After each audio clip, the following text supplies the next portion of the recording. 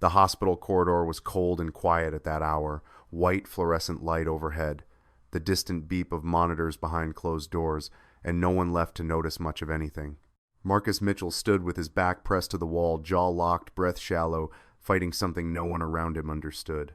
His shirt was wrinkled, his dark brown hands hung at his sides, and every person who walked past kept their eyes straight ahead. But at the far end of that hallway, Elizabeth Sinclair had stopped walking. She didn't see a man falling apart. She saw something the rest of the world had already passed without stopping. Marcus Mitchell had spent the last 3 years learning how to hold things together with almost nothing. He was 34 years old, compact in build with calloused hands and the kind of quiet that came not from peace but from practice. A black single dad in his 30s. He worked the maintenance floor at Crestview Medical Center, 1-2-hour shifts, overalls with the hospital's logo across the chest, a toolbox that he kept organized, the way some men kept their finances. He knew every boiler, every HVAC unit, every quirky thermostat in the building. When something broke at 2:00 inches the morning, Marcus was the one who fixed it. His daughter Nia was 6. She had her mother Simone's eyes and a laugh that could genuinely stop a room. She also had a congenital heart defect that had been monitored since before she could walk. And 3 months ago, her condition had deteriorated enough to put her in the pediatric ward on the 3rd floor of the very hospital where her father repaired boilers and tightened pipe fittings. Marcus had arranged a cot in the family waiting room. He slept there on the nights he wasn't working, and on the nights he checked on Nia between tasks, ducking into her room with the careful efficiency of a man who knew exactly how many minutes he could spare. He always came in smiling. He always had something small for her, a sticker, a riddle, a new drawing on a folded piece of paper. What Nia didn't know, what he made certain she never saw, was the state of his finances. His savings account held $312. His credit score was damaged from the period 2 years earlier when he'd been out of work. When the bills had stacked faster than he could manage, he'd climbed back slowly, methodically, but the climb had left marks. The bank statements on his phone were a source of dread he opened only when absolutely necessary. He took extra shifts whenever the schedule allowed. He ate in the hospital cafeteria on his employee discount. He'd sold his car months ago and taken the bus every day since. None of that was visible to anyone watching him on a given Tuesday morning. To the nurses who passed him in the hall, he was Marcus from maintenance. Pleasant, reliable, invisible in the way that people in blue-collar roles are often invisible in institutions built around credentials and hierarchy. Elizabeth Sinclair arrived at Crestview that same Tuesday, riding in the back seat of a town car that stopped at the main entrance. She was 41, the CEO of Sinclair Group, a mid-size investment and philanthropy firm whose portfolio included several healthcare initiatives. She was there for a walkthrough of a new charitable wing that her foundation had partially funded. The meeting was scheduled for 10. She was 15 minutes early, which was standard for her. 2 very different people in the same building, on the same floor, circling the same hallway. Neither of them knew yet what the day would cost them. The conversation with Dr. Meredith Hale lasted 11 minutes. Marcus counted because counting was one of the ways he held himself steady. He'd known something was shifting in Nia's condition. He'd seen it in the way she tired more easily, in the slight change of color around her lips, in the way Dr. Hale's voice had been carrying a careful neutrality that hadn't been there 2 weeks ago. That morning, after the cardiology team completed their rounds, Dr. Hale asked him to step into the hallway. She was measured and kind. She used phrases like advanced into the next stage and surgical intervention and timing is critical. What she was describing was open heart surgery. What she was describing was a procedure that, even with insurance, would require a copay and out-of-pocket total that Marcus could not cover in any scenario he had access to. He asked how long they had. She said ideally within the next 60 days. He nodded. He thanked her. He waited until she walked back through the ward doors before he pulled out his phone and stared at the screen for a long time without opening anything. 2 hours later, he sat across from a loan officer at a financial services desk on the hospital's 2nd floor, one of those small offices that existed for exactly these situations. The man was professional and genuinely apologetic, and the answer was no. Marcus's credit history was too compromised. The amount needed, $42,000, even in a structured medical loan, was beyond what any institution would approve for him at that moment. He thanked the man, folded the paperwork, and walked back upstairs. Before he went into Nia's room, he stopped outside her door and pressed his back to the wall beside it. He could hear her inside singing something from a cartoon, her voice slightly off-key and completely untroubled. And for about 90 seconds, Marcus Mitchell stood in that hallway and came apart. Not loudly, not dramatically.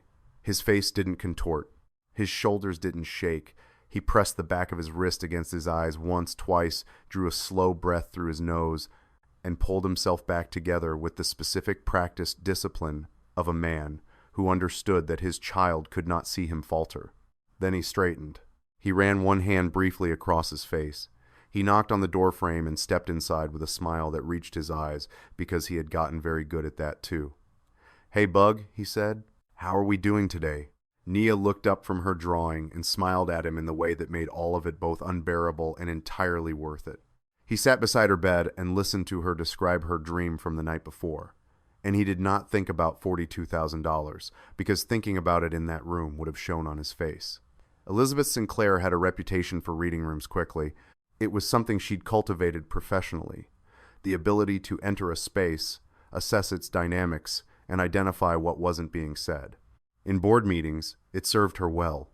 In the corridors of a hospital, walking a few steps behind the Foundation's project manager and a hospital administrator, it led her attention somewhere unexpected. She lagged behind to answer a message on her phone when she looked up and noticed him. Marcus was standing against the wall outside a patient room at the far end of the hall. At first glance, there was nothing remarkable about it. A hospital employee taking a brief pause, perhaps, but she had taken in several things in the time it took her to cross 30 feet of corridor. He wasn't resting. His posture was wrong for that, too controlled, too deliberate. He was using the wall the way a person uses something solid when they don't trust their own steadiness. And his hand, the one he brought briefly to his face, moved not with fatigue but with a specific targeted purpose. He was wiping something away. Then someone in scrubs walked past him, and in the half-second before they cleared the frame, Marcus's posture shifted entirely. His chin came up, his shoulders settled back. The expression on his face reassembled into something neutral and composed so quickly that if Elizabeth hadn't already been watching, she would have missed the transition completely. She slowed her pace. He pushed the door open with his knuckle, not his palm. She noticed because his palm might have shown a tremor, and she caught a fragment of his voice as the door swung. Easy, warm, unbothered, a voice speaking to a child. Elizabeth stood still in the hallway for a moment after the door closed.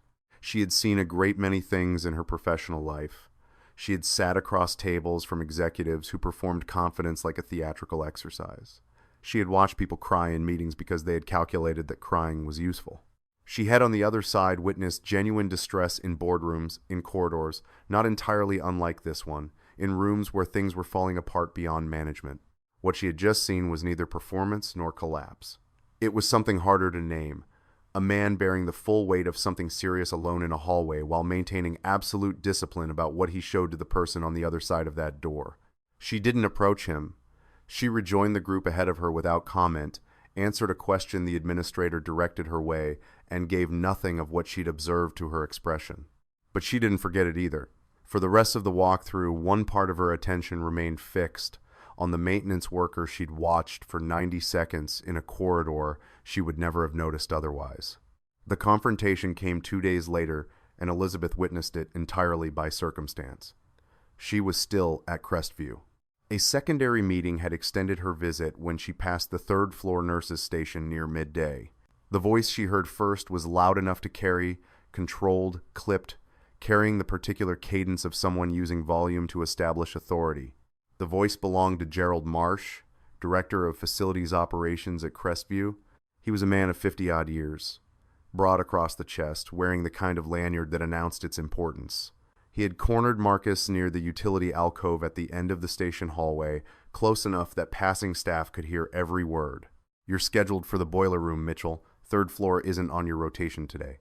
Marcus's voice was even. "My daughter has a cardiology follow-up at noon. I asked to stay close during the appointment window. I cleared it with, I'm not interested in what you cleared with whom.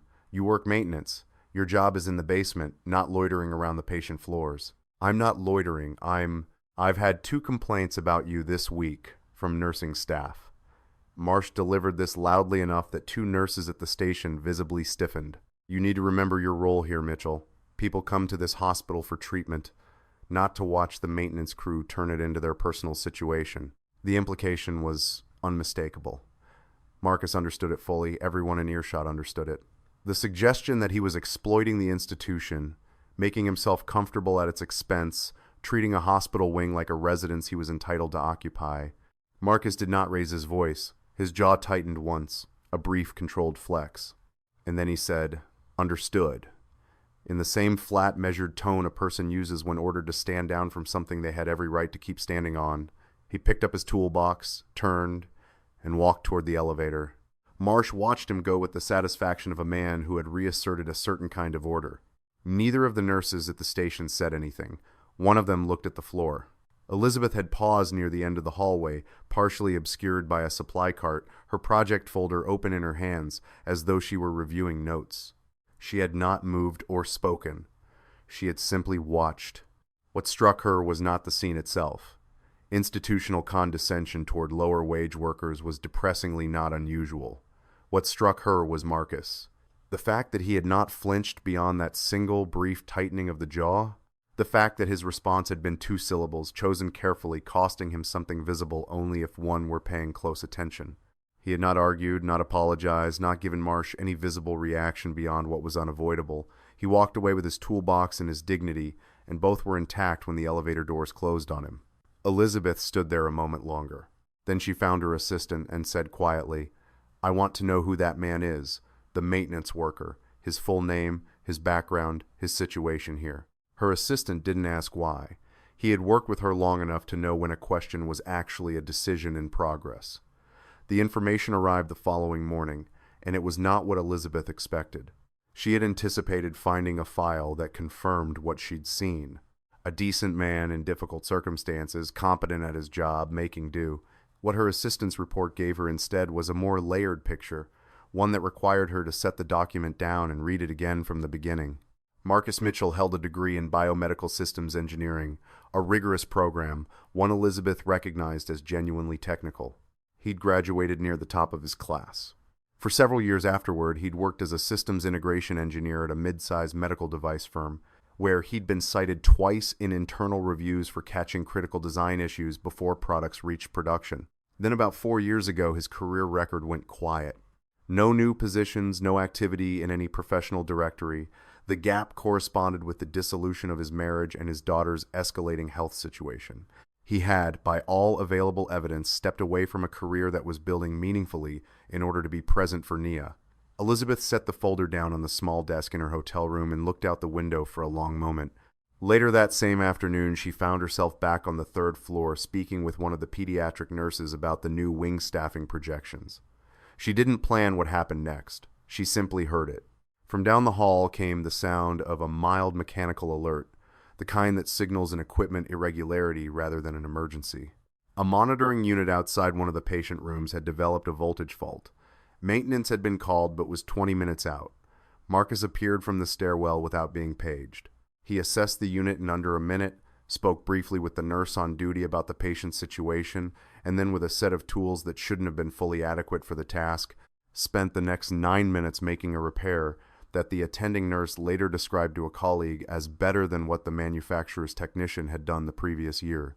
The patient inside was an elderly man who needed the monitor functioning consistently through the night. No one would have been harmed by a 20-minute delay. Marcus had reduced that delay to 9 minutes without being asked to do so, without charging for the additional time, and without mentioning it to his supervisor afterward. He left the way he came, stopped only to verify the unit's readings had stabilized, and did not once look in the direction of where Elizabeth was standing. She watched him until he turned the corner. Then she looked back at the nurse she'd been speaking with. "How long has he worked here, Marcus?" The nurse smiled slightly. 3 years. Honestly, we'd fall apart without him. Management just doesn't notice that part. Elizabeth Sinclair did not make decisions impulsively. Her professional reputation rested in part on a discipline that looked cold from the outside, but was more precisely thorough. She spent the evening back at her hotel running through what she knew, the background file, the hallway scene, the repair she'd watched him complete without a word of credit claimed, the way he'd received Marsh's dressing down and walked away with 2 syllables and a straight spine. She was not someone who gave support easily. Her foundation's involvement was always tied to structure, to accountability, to a specific vision of what the partnership would accomplish. She had sat across from people with compelling stories and well-built cases and still declined when the underlying logic didn't hold. Philanthropy, in her view, was a transaction that had to mean something for both parties and, most importantly, for the long-term shape of the outcome. What she couldn't cleanly answer was, what did Marcus Mitchell actually need? Not the immediate answer that was obvious, but the answer that would matter 6 months from now, a year from now, when the surgery was behind them, and the question became what kind of life he and Nia had going forward. She arranged to encounter him the next afternoon in a way that allowed for a real conversation. She presented herself simply, no business cards, no formal title as a foundation representative, walking through the hospital's patient support resources. She asked if he had a few minutes. Marcus looked at her with the weariness of someone who's been approached in hospitals before, usually by people who want something or who are about to deliver something unwelcome. "A few," he said. "I understand you have a daughter here," Elizabeth said. "The foundation I work with provides assistance in situations like yours. Families managing long-term pediatric care with financial hardship." He was quiet for a moment. "What kind of assistance?" "Direct support. Medical cost coverage primarily." Another pause, longer this time. "I appreciate you saying so," Marcus said, and the politeness in his voice was genuine, but so was the resistance behind it. "I've looked into programs like that. I've been in the queue for 2 of them for about 8 weeks. This wouldn't go through a queue." He studied her face. His expression didn't change, but something behind it shifted. The careful recalibration of a man who had been burned by straightforward-looking things before and had decided to take nothing at face value. "I don't take charity," he said, not aggressively, simply as a statement of how things were. "That's not what I'm offering." He waited. "I'm offering a different kind of arrangement," Elizabeth said, "but I'd need to know more about you before I could say whether it would make sense." He looked at her for a long moment, then he said, "You already know something about me, otherwise you wouldn't be here." He wasn't wrong, she didn't deny it. What Elizabeth found, or more precisely what found her, arrived on the 4th day, and it changed the shape of everything. She had asked her assistant to pull a more complete record, employment history, notable incidents, professional references from his engineering years, standard due diligence, the same process she ran on anyone she was considering working with. Buried in the file was a single paragraph mention of an incident 7 years earlier. Marcus had been a junior engineer at Cordance Medical, a device manufacturer. A firmware error in a batch of implantable cardiac monitors had been flagged during post-production testing. The error had been caught before the unit shipped, preventing a recall that would otherwise have affected a meaningful number of patients. The name listed as the engineer who identified the flaw was Marcus Mitchell. Elizabeth read the paragraph. Then she opened a separate personal document, one she rarely accessed on work devices. In it was a note she'd written to herself 2 years ago after her brother Thomas had undergone emergency cardiac surgery following a device malfunction. The device had been from a different batch than the Cordance units. Thomas had survived, though barely. The cardiologist had told her afterward that had the flaw been in the monitoring component rather than a secondary element, the outcome might have been very different. She had written the note while trying to process the event. In it, she had referenced the Cordance recall, something she'd researched afterward, wanting to understand the broader landscape of device failures. She had noted in her own handwriting that the recall had been credited to a single engineer's persistence. She had not known his name. Then Elizabeth sat in the hotel room with both documents open and understood that the man she'd watched in that corridor, the one who cried alone and fixed things without recognition and had been told to remember his role, had 7 years ago made a decision that had quietly protected an unknown number of patients. One of those patients, through a chain of consequence she couldn't prove and didn't need to, might have been her brother. Marcus had never published the story. He had never sought credit. In his professional record, the mention was simply part of a routine recall report of the kind that rarely reaches public awareness. It was exactly the sort of thing a man with his particular temperament would do: find the problem, address the problem, and move on without requiring anyone to acknowledge it. Elizabeth sat with that knowledge for a long time. When she finally closed the files, something in her thinking had shifted in a way she didn't try to articulate. What she knew was this: Marcus Mitchell was not a maintenance worker with some engineering background.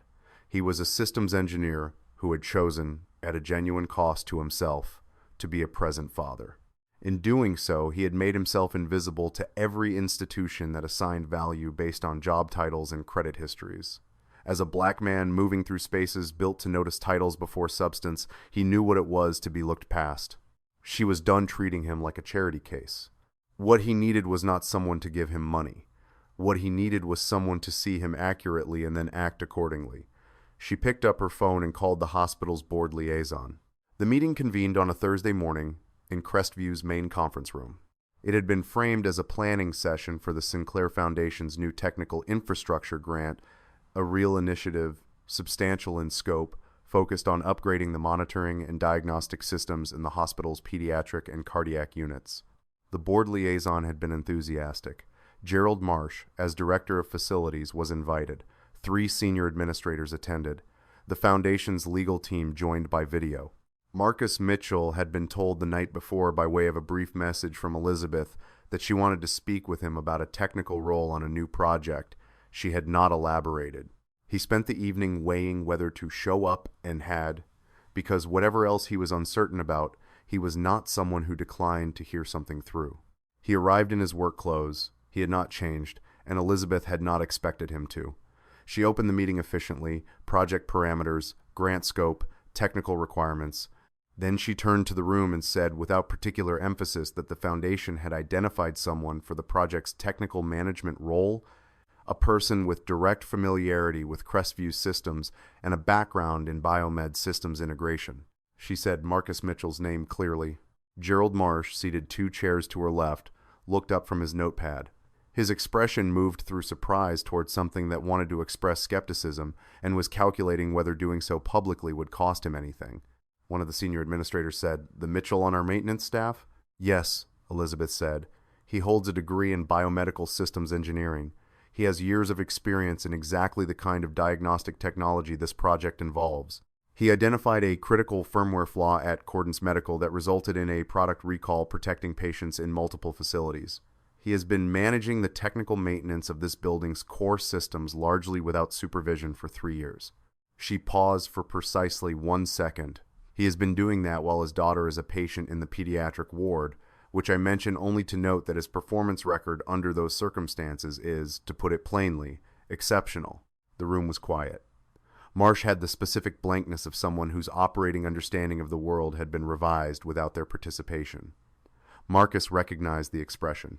He had seen it before in rooms where someone expected a certain kind of order and found instead something they couldn't immediately categorize. Elizabeth continued without looking at Marsh. She outlined the position, a 1-2-month contract, renewable, overseeing the technical integration of the new monitoring systems across 2 floors. The salary was more than 3 times Marcus's current wage. The project budget included a provision for direct medical cost coverage for project staff and their dependents, standard, she noted, for this tier of foundation-affiliated contracts. She didn't say it was for Nia. She didn't need to. Marcus sat at the corner of the table, hands folded in front of him, and said nothing for a moment after she finished. Then one of the administrators cleared his throat and said something about reviewing the proposal carefully, in the careful, neutral tone of a person who wasn't entirely sure what had just happened, but was smart enough not to object to it immediately. Marcus looked at Elizabeth. She looked back at him. No appeal, no performance, just the steady attention of someone who had presented an accurate picture and was waiting to see what he did with it. He had been invisible in this building for 3 years. He had been told in rooms not entirely unlike this one to remember his role. He had done exactly that, and it had cost him something real. Now, someone had drawn a different picture of him in front of people who had held the old one for a long time, and he understood without needing it, explained that this was not charity, it was correction. Marcus took 24 hours. He spent the evening with Nia, drawing with her, reading 2 chapters of a book she'd been requesting for a week. He sat beside her until she fell asleep, her small hand in his, her breathing even and steady, a sound he'd learned to listen to the way some people listen to weather forecasts, for what it told him about the hours ahead. He thought about the offer, not the money. He had made his peace with the fact that he didn't make decisions based primarily on that. What he thought about was Nia, and what her life would look like when the surgery was behind them, and what he needed to be able to give her in the years that followed. He thought about what it meant to accept something from another person, and whether what Elizabeth had offered was really acceptance at all, or something else entirely. He had built his idea of himself around a particular kind of refusal to ask for help, refusal to accept what felt like pity. There was integrity in that. And there was also, he admitted to himself, in the quiet of the waiting room at 11 at night, a kind of damage in it, a posture he'd learned to hold long past the point where holding it served anyone, including Nia. The next morning, he found Elizabeth in the hospital's ground floor lobby. He waited until her meeting ended, and they were alone. "I'll do it," he said. "I know," she replied, which surprised him into a brief, almost smile. "I want the contract reviewed by someone I trust first, of course, and I'm staying on the maintenance roster until the end of the month. There are 2 systems on the 4th floor with a repair history that nobody else has the full picture on." "Done." He nodded once. Then, "You didn't have to do it that way. In the meeting." She looked at him steadily. "Yes, I did." He thought about that on the elevator back up to the 3rd floor. He didn't fully understand it yet, but it didn't feel like something that required immediate resolution. The surgery was scheduled 11 days later. Dr. Hale had accelerated the timeline once the financial barrier cleared and the cardiology team moved, with the efficiency that happens when the obstacles are removed and the medicine gets to be the only thing that matters. The procedure lasted 6 hours. Marcus sat in the waiting room for all of it, unable to do anything at all with his hands for the first and only time he could remember. He drank 3 cups of hospital coffee. He did not look at his phone. He sat and waited and breathed. When Dr. Hale came through the door at 4, 0 inches the afternoon, she was still in her scrubs, and her expression was the open, unguarded relief of someone who had just succeeded at something genuinely difficult. She didn't need many words. He understood before she finished the first sentence. Marcus Mitchell sat alone in a plastic waiting room chair and let himself cry, without concealing it from anyone, because there was no one there who needed to be protected from it. It was the first time in years that he hadn't needed to hold it back. Nia spent 12 days recovering before the doctors cleared her to leave, or more precisely, to go to the temporary housing Marcus had arranged while the contract's advance processed.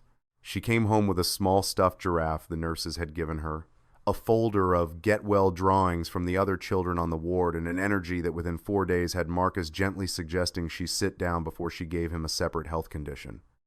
She found this extremely funny. He let her think so. The work on the new project began 3 weeks later. Marcus arrived at the first technical planning session with a marked-up copy of the system architecture proposal, having spent 2 evenings identifying 3 integration gaps the original vendor hadn't accounted for. He said nothing dramatic about it. He put the document on the table and walked the team through his findings. The project manager, Claire Rowe, 20 years in hospital infrastructure, not easily impressed, looked at the document, looked at Marcus, and said, "Where exactly have you been for the past decade?" He didn't answer that directly. He kept working. Elizabeth returned to Crestview 6 weeks into the contract for a project review. She and Marcus spoke in the margins of a longer session, perhaps 20 minutes, a status update on his end, and questions on hers that told him she'd been following the technical documentation closely. At the end, they walked together as far as the elevator. "Nia's doing well," he said. It came out slightly more personal than he'd intended in a professional context, and he was aware of it a half-second later. "I heard," Elizabeth said. "One of the nurses mentioned she's drawing again." He had told Elizabeth about the drawings, the small ones he left for Nia during night shifts. He couldn't remember specifically when he'd mentioned it. "Somewhere in the earlier conversations, apparently she draws horses now," he said. "Exclusively. We genuinely don't know where that came from." Elizabeth smiled. It was a small one, unperformed, and it changed her face in a way that made her seem less composed and more simply present. A version of herself that surfaced only when she'd stopped monitoring what she was showing. "That's good," she said. "Yeah," he agreed. The elevator arrived. He held the door for a moment before stepping in, and for a brief second, they were simply 2 people standing near each other in a hospital corridor. No titles between them, no history requiring management. What was growing between them had not yet been named or acknowledged directly, but it had texture. It had specific memory, the kind that accumulates without being cataloged, and it had unmistakably, on both sides, the quality of something that intended to continue. 4 months after Nia's surgery, on a Thursday afternoon, when October light came through the corridor windows, long and golden and sharp, Marcus found himself standing in the hallway on the 3rd floor. The same hallway, the same pale floor, the same fixtures overhead, though they looked entirely different in afternoon sun than they had at night. He was there for Nia's first post-surgical cardiology follow-up.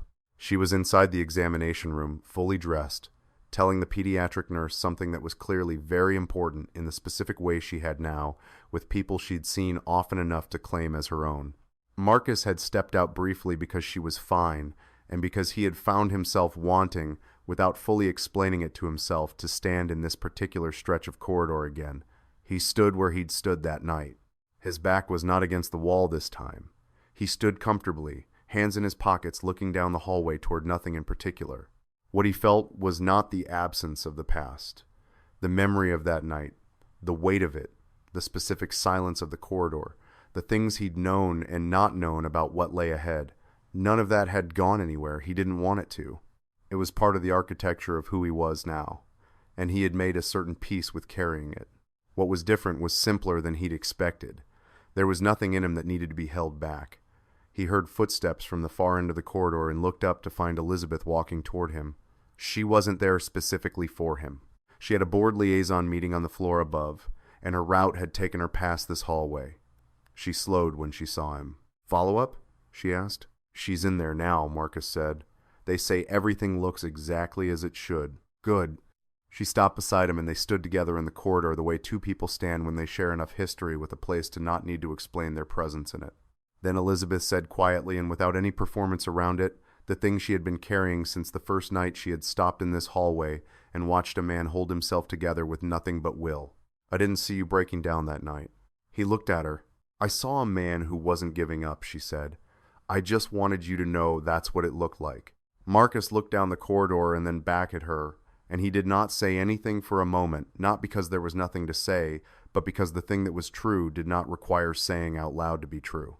Down the hall through the closed examination room door, Nia's voice carried bright, unhurried, entirely unaware of the hallway and the light and the two people standing in it.